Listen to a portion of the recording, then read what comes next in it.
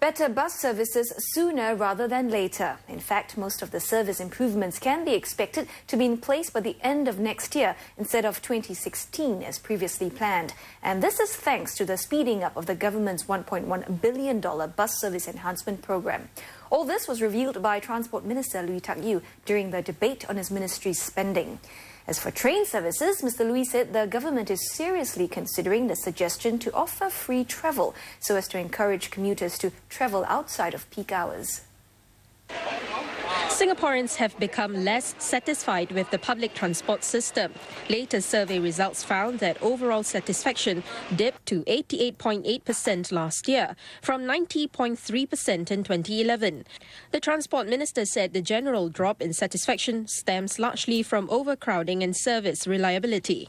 Waiting times for buses, for example, saw a 2.1% dip in satisfaction. A new quality incentive framework will improve timeliness. Operators will need to ensure buses arrive regularly to earn incentives and avoid penalties. The Land Transport Authority will try out the scheme on 25 services, or about 10% of bus services, towards the end of the year. Mr. Lui said the framework will come on top of the existing quality of service standards. Mr. Lui said more will be done to shift travel demand to off-peak periods and better optimize capacity. Currently, commuters who enter the SMRT network already enjoy a discount of up to 50 cents if they exit certain stations within the city area before 7:45 a.m.